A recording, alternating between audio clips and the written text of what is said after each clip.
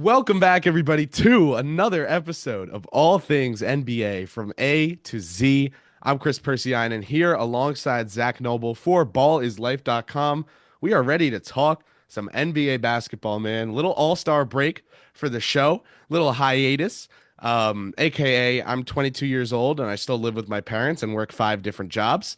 But we'll disguise it as a hiatus. Welcome back, everyone. Listen, we're not going to bore you guys. We're not going to do welcomes. I mean, we did already, but we're not going to do a whole extended, here's what you missed. On the last episode, a Ned's Declassified. We're just going to get right into ball talk, man. And there's somewhere I want to start that I think both Zach and I preseason would have said we could see happening, but we would not have predicted happening. And that is the Cleveland Cavaliers, the Ohioans of the NBA, being the first team in either conference to clinch a top 6 seed, to clinch an NBA playoffs appearance.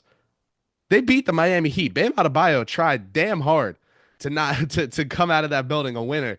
The Cavs and those baby blue jerseys, those beautiful court design and unis and everything, they got the win. Donovan Mitchell showed up when it mattered most. He hit the big shots in crunch time. And throughout the course of the game, really, Zach, Cavaliers in the NBA playoffs are the first team in the league to clinch a spot. What was your reaction to hearing on March 5th that they had already clinched a playoff appearance? It's special for a team that's been through a lot with botching number one top draft picks and just going through bad playoff losses, losing out on the second best player of all time, just going through that with LeBron. But it's one of those things they got to experience it, they got to live through it, but they're on the other end. And I mean, I've liked this team for a couple of years. I mean, I've been kind of like I always say, like to be rather late than ahead of things, and I was definitely early and wrong on the Cavs. Mostly come playoff time, you can say. But honestly, I love the way this team is playing together. Evan Mobley is just really stepping up and fitting into the role that they need him to be, and I think that's the biggest spot for We've this been entire. we've been talking about this all year. Fourth and Yeah. Mobley, man, that they are sending him hot potatoes so that he has to create with the ball in his hands. And now over the course of the year, you're watching his improvement. I put out a tweet the other day asking what NBA players have improved the most, not from last season, but from game one this season. Hmm. And Evan Mobley was a popular answer. Jalen Duren, another guy who's grown a little bit That's defensively funny. on the That's boards. Well, he was very, very unprincipled and uncoordinated coming into this year. He was an athletic ball of potential. right. And now he's kind of established himself as a center that can play a role on a decent team. That's a step. Evan Mobley, though, talk about a guy that might win Defensive Player of the Year. Yeah, so I think it's him and the exciting whites are what is putting this team on, to be honest. I mean, What's that? Ty Struce and Jerome. and Sam Merrill Oh, and Merrill. Dean Wade, man, they run deep there. They run deep. They got rid of Kevin Love and they brought in the whole pack of them. But honestly, the biggest thing underlying that I've been right about for many years is Kenny Atkinson, and I couldn't be happier for the guy and the opportunity he's taken. That's what doesn't surprise me, honestly. I think they're a true contender now that DeAndre Hunter's coming into his own. And honestly, like before the year, I've said they've had the talent to be a contender, but they've never played like it because I didn't like the pairing of Garland and Mitchell enough, and Mobley wasn't necessarily taking the jump this team needs. But honestly, this team has everything you need. It's just can they get past Boston at the end of the day? Can they get past New York? Those two teams. Even Milwaukee. I think that it's a four-team race this year, which is awesome, versus just one or two. No, I like them all, but right now Cleveland's dominating the regular season, and it's awesome for the city of Cleveland. The fans have been great. You really like those blue jerseys, huh? I'm kind of torn on it. I like him. I like when a It's team's. fine.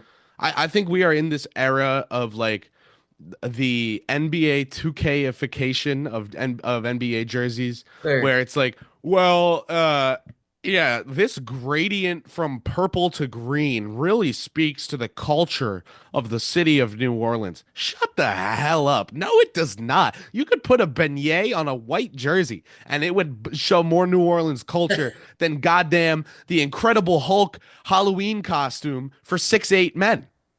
What are we doing?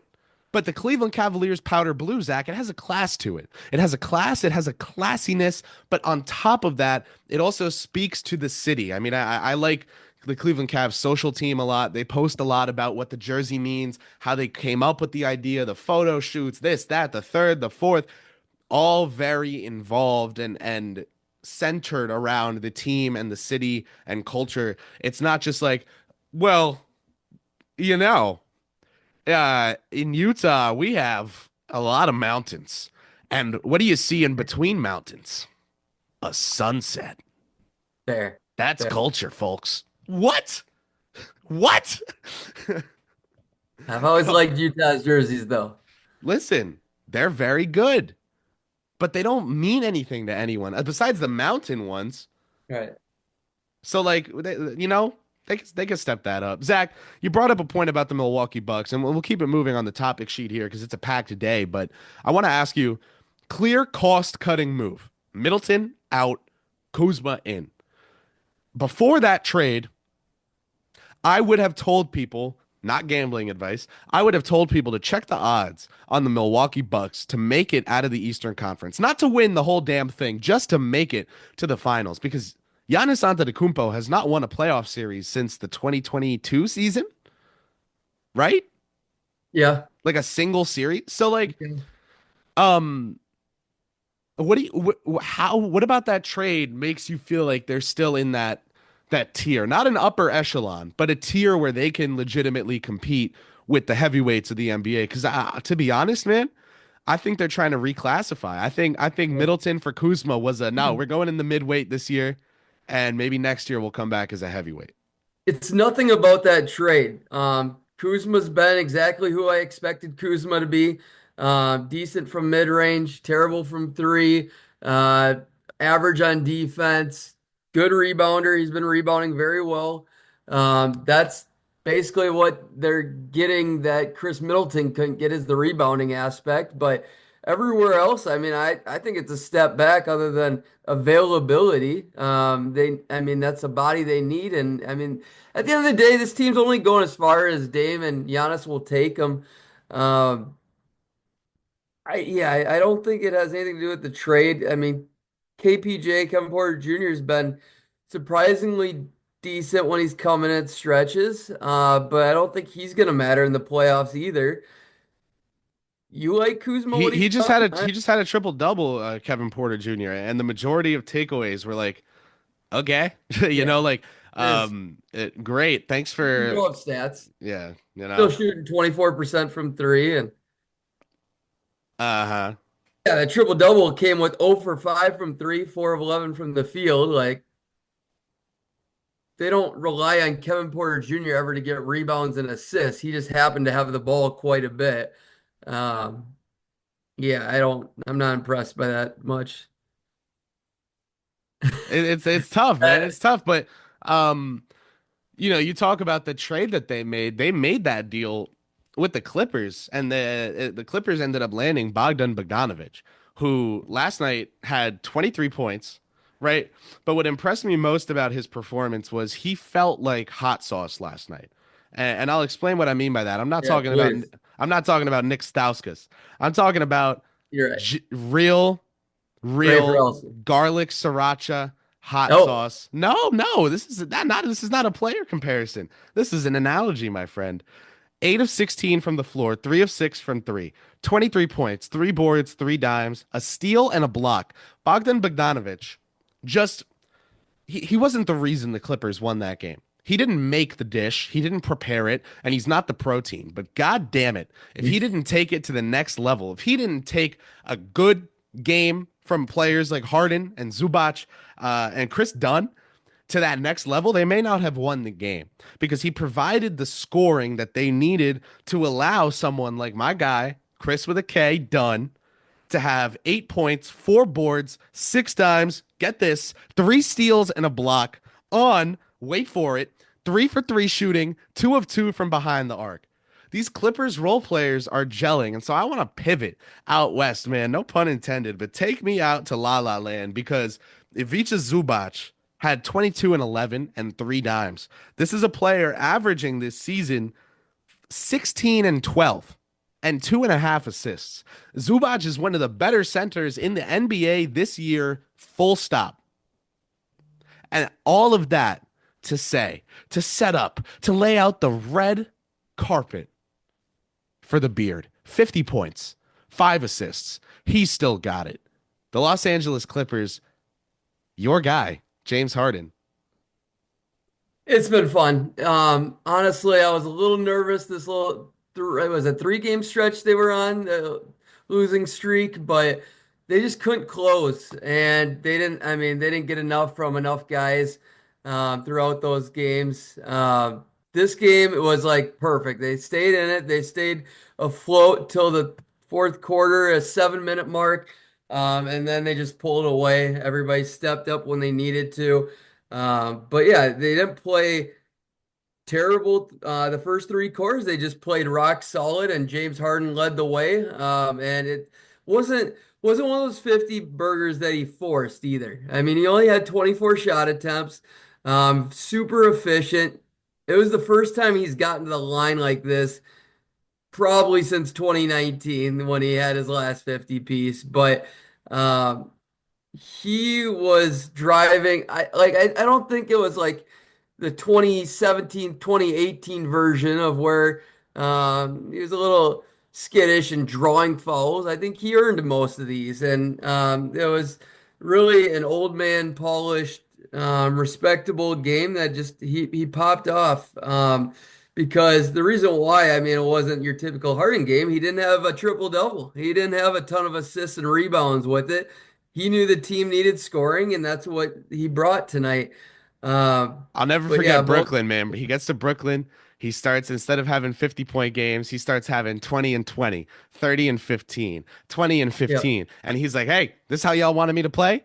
I'm with 2 of the best offensive players in the league. Y'all got it. This is what y'all getting. This Uno now. And then he goes out to the Clippers, teams up with Kawhi Leonard, who, by the way, part of the reason he wanted out of the Brooklyn Nets was because Kyrie Irving was playing then, not playing then, playing on the road, playing in the state of Tennessee, not playing at home, playing. And then all of a sudden, he's like, I'm done. Send me out of here. He goes to Philly, where whether he liked it or not, whether it had anything to do with vaccination status or not, Embiid was playing one night, not playing the next, not playing the next night, out for a week, in for 2 weeks, MVP for a month, out for a month.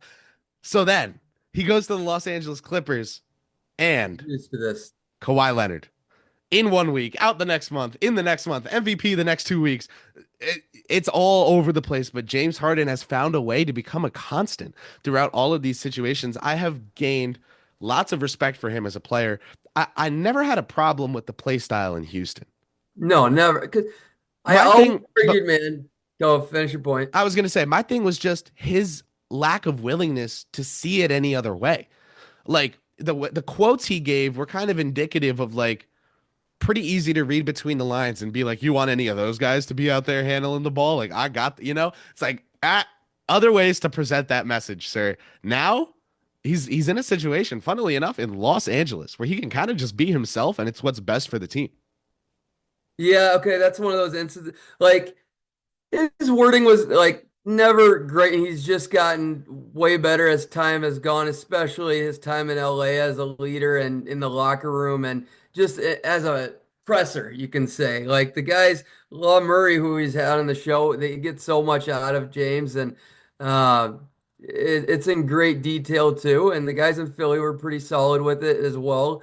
I think that does come with supporting. I don't think he was ever to the point where, because when I think of the most critical guys and like harsh word wise on teammates, I think of Paul George and LeBron James. Like those guys vocally calling out certain situations. But yeah, I mean, Harden was probably one of those guys where this goes for everybody in the world, and I always say this just with leaders in general: go by what they do, their actions versus their words. You know, actions always speak louder than words, and to me, that was my argument for Harden. Like always, is like he does whatever the team needs. Like I truly think he could have played way different in Houston if his supporting cast was better, and had better ball handlers outside of Chris Paul. That team needed him to average 36 and go off. Like he's adapted. That's why he's always been really high on my list, and I haven't been impressed by him just because he adapts to different situations and he's available. He's sturdy. The guy holds up and plays through a lot of BS, and he played through many playoff games injured. But the thing with James Harden, that a lot of people, I mean, get thrown off by is just, I think he was, I think they focus too much on the words like you were saying. I think people.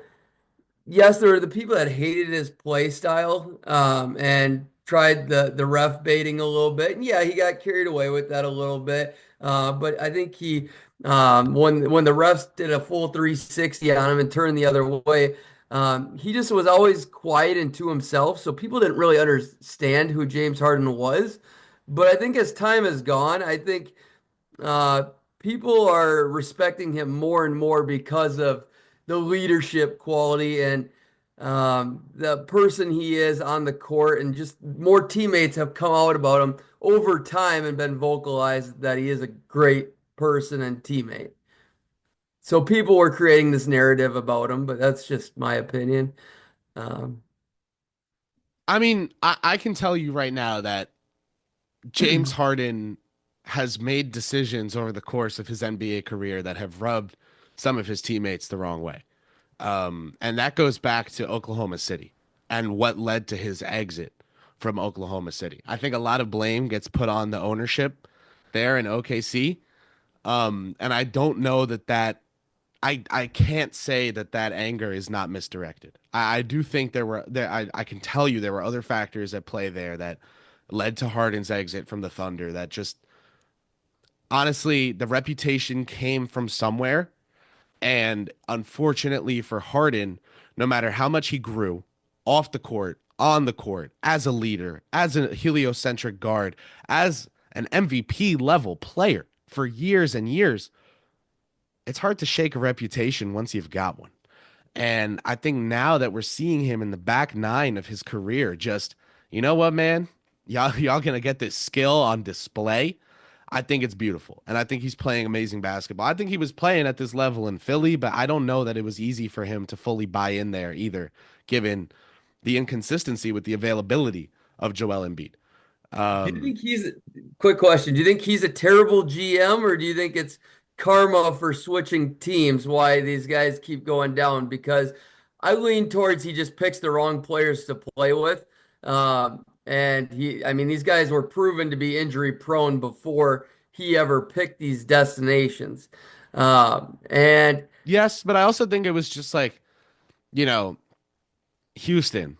Where was he going to go if not Houston? Well, joining Brooklyn was pretty appealing. And even though oh, I said that was the great decision. That was the right. even though I said that team was never going to win anything of significance because of how they were constructed outside of that big three, um, they had a chance to, and They and that you got I to give them credit completely for. disagree with that. They proved otherwise. Well, I said before they played a game, they would never win a thing, Yeah. and they didn't. So that's objectively what happened. They won But a that lot of said, games. they were close. They were close, man. So They have mandates. no, more like everyone in the league except for one person was willing to, you know what I mean? Like at a certain point, I can't blame. Life doesn't happen to you at a certain point. Like if your friend hits you up and they're like, "Yo, I was on my Oh, phone for 1 second in the car and I got rear-ended." Like that's probably not their fault, you know? Like it's their fault for being on the phone, but is the whole thing their fault? 7 months later, they call you. They're like, "Yo, I need you to pick me up. It's my sixth car accident in 6 months," and right. you're like, are you like playing Candy Crush while you're driving? Like, what's going on? So it's tough. It's a tough situation. I know, but Kevin Durant should have known the size of his own shoe. That's what he gets. That's part of what he gets paid to do. The Brooklyn Nets general manager should never have traded the players they traded. You can find other salaries. You can make it work. That was that was the peak of the player empowerment movement. He could have sent four bacon, egg, and cheeses, one chopped cheese, and like a bodega cat and $500 over and gotten James Harden. So it's tough for me to say they were set We'll up to never win. know. We'll never know. Well, we will. Greatest one F of They all didn't win time. shit. They didn't win shit. That's what we do know. Listen, I want to talk about someone that has won shit. I want to talk about a little record setting. And we spoke about the Bucks earlier, and I didn't go here because I wanted to have a real conversation about it without doing any sort of historical pandering. Um, but we should probably talk about Giannis Antetokounmpo hitting 20,000 points. I mean, Zach, you're older than me, and I say that in a positive way because you have more experience with which to use in your analysis. I want to ask you the question I posed earlier, the player that improved the most over the course of this season. Let's apply that broader scheme. Have you seen a player improve more over the course of their career from year one or year zero, whatever you want to call it, to now than Giannis Antetokounmpo? And if you have, who was it? I'm not saying like, oh, prove it. I'm saying genuinely, who was it? Yeah. Because to me, Giannis is one of the great NBA development stories, not just of this era, but of all time. Oh yeah. No, I mean you can start him back at 14 and just his growth as a player professionally in Greece and getting deep into that story there. Like drafted 15th. The fact that he was drafted 15th was insane, and that was basically because of his body type solely. I mean, not a skill set whatsoever. No, there's nobody that has grown at the rate Giannis has for his entire career. The only, I mean, couple guys that come to mind are Kawhi Leonard and Jimmy Butler, and that's about it. And yeah, I could go way back, but I mean it won't matter from a historical presence, you can say. Giannis, I mean, this is his category. This is what makes him so impressive and special is a story of growth. And I don't think it's over just yet. I think he is still working as hard as he ever did. I mean, the shot, will it ever be great, like to the point where LeBron's developed it? I don't know. Probably not. Maybe as his game, as his physical abilities go down. I mean, we didn't ever think LeBron was going to shoot at this level. I did think like LeBron could be great at anything because he's got that in him. Just like I would think MJ would be a great 3-point shooter if he was in this era. I truly believe that. But Giannis, I mean, as long as he keeps his work ethic, I'm not going to doubt him in anything. He just, I mean, 19% from three on the year. That is bad. But I mean, his attempts um, are really low. I mean, he peaked in 2019 for 3-point attempts. So yeah, I mean, that's just not his game. His field goal percentage has continued to go up everywhere else. How fast do you have the exact place that he hit 20,000? Like, was he the 10th fastest or 15th fastest at all? Or I know he was like the 52nd NBA player ever to do it. I don't know how fast. I'm looking quick. I mean, if I don't find it, I could just edit this out. People won't know. yeah, But how fastest NBA players yeah, to here we go. Sixth 20,000 youngest points. player in NBA history to reach it. Wow. So, but that doesn't say speed necessarily because he came into the league really young. Right. Yeah, no, this is the NBA.com's got nothing. So you know. Oh, all right. I mean, I've got Giannis Antetokounmpo career games played. 841. So he's not in the top 10 Got it. Okay.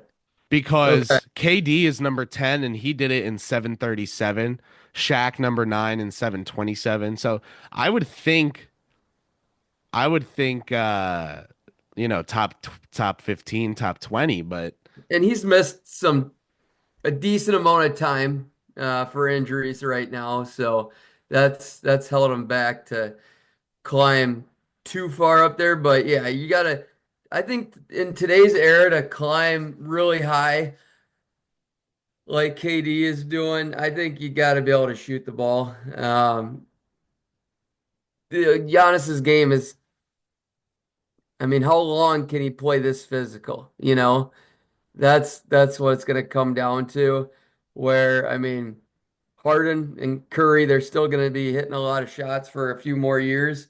Um, yeah, I mean, I think Harden will definitely get in the top 10. Giannis will be interesting because it's a different play style that we're not accustomed to the last couple guys that have ridden up this board like Carmelo and KD. Yeah, man. Um,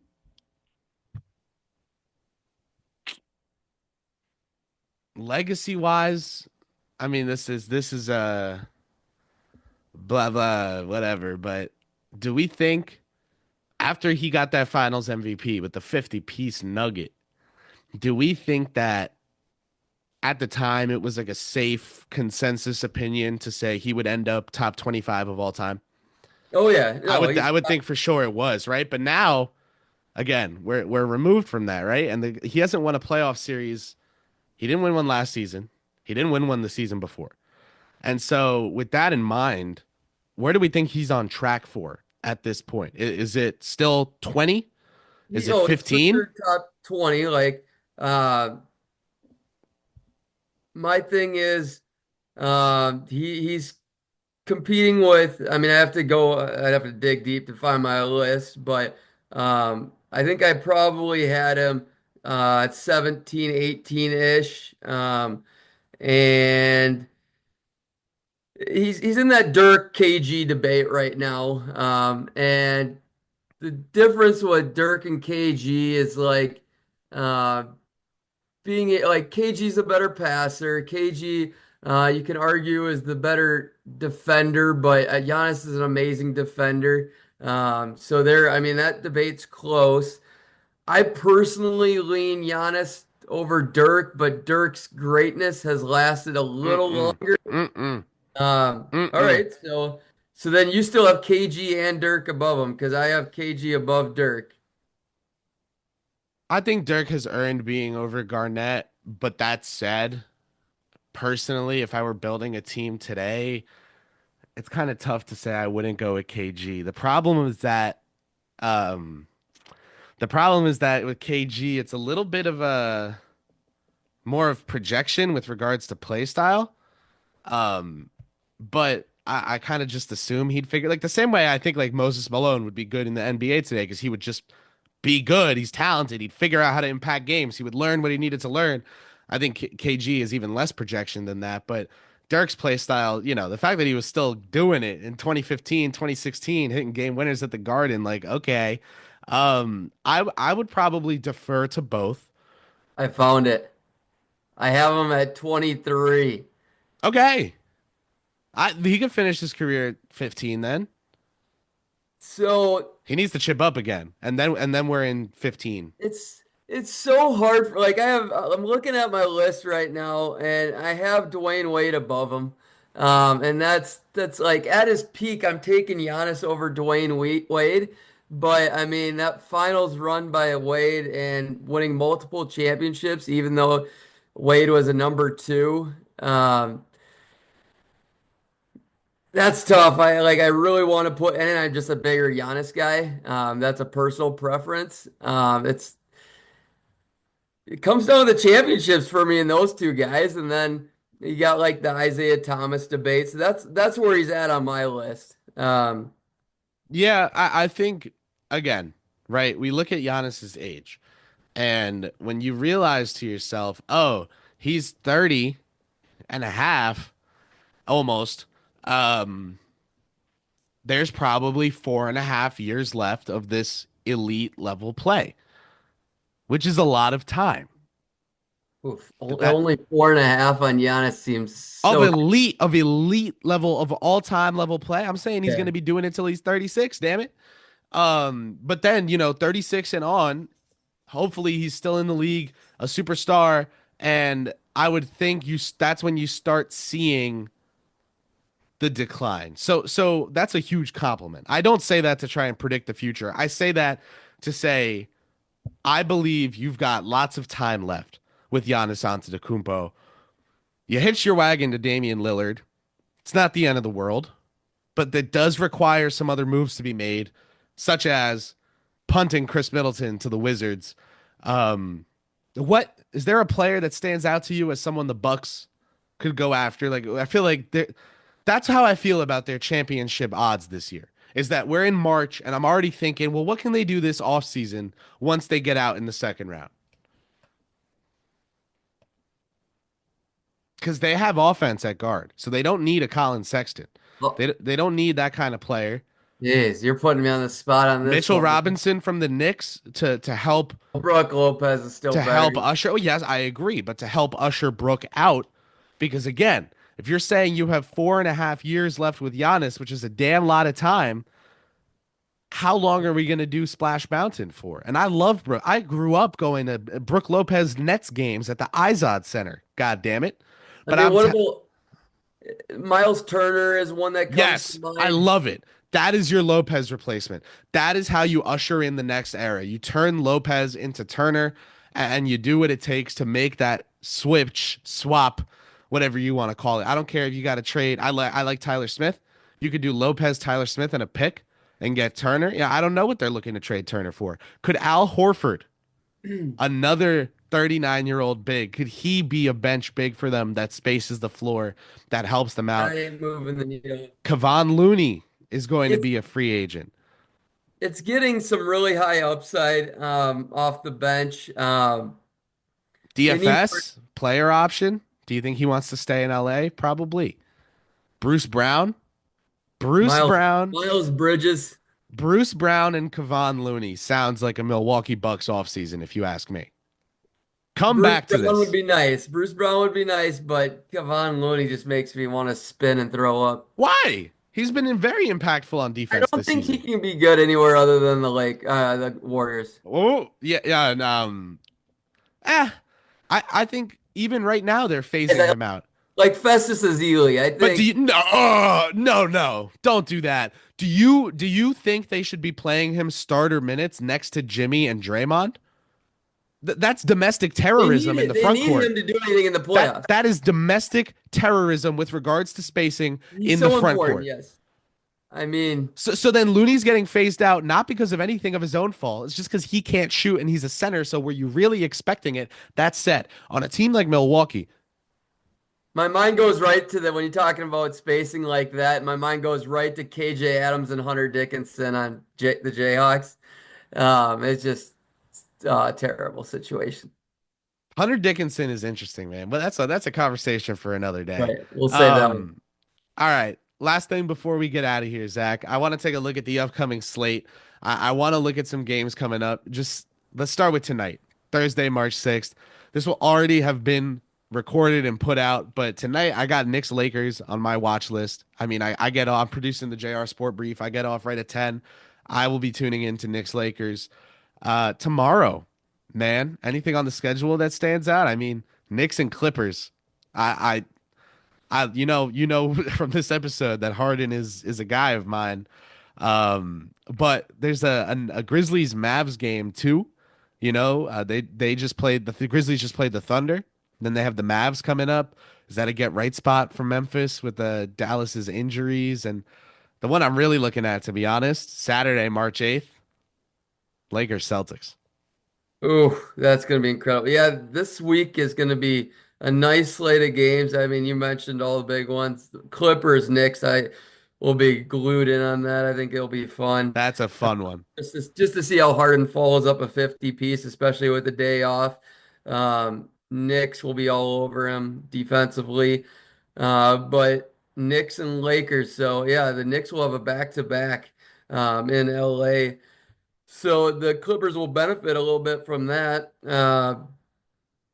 But the Lakers are rolling, and the Knicks need to just keep proving they got what it takes as a team to come together. Um, Timberwolves Heat, obviously, I'll be tuned into that one. Um, Suns Blazers are two teams that are fighting for their lives. They both have interesting games as well. So yeah, there's a lot of them. Definitely, I'm all locked in now. I mean, March Madness is getting real in the NBA too with these play-in games, so that's what makes it fun. It's not just college basketball. The West, I mean, the West from top to bottom, I mean, outside of number one, I mean, 2 through 10 is going to be quite interesting because Dallas surely is going to fall out of there. You would think it's Yeah. hard of them to do.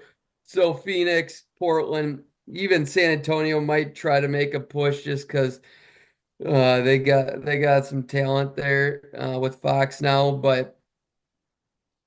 I'm really excited to watch this race play out, and it's just so much more open than people imagine. And I don't think people realized how good this Lakers team could be right away with this trade. And Luka hasn't even got to his peak version yet. So the sky's the limit there.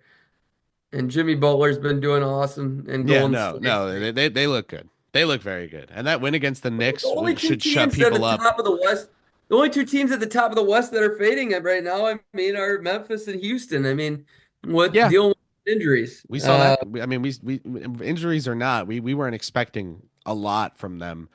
Memphis, I was expecting more from. Real quick, shout out to Oscar Shibue. He played 3 pro games in 24 hours, 2 with the Jazz, 1 with the G League, That's had unreal. 30 rebounds in the G League. Thanks for tuning in, everyone. We'll be back soon talking all things NBA from A to Z. For Zach, I'm KP saying peace. Peace.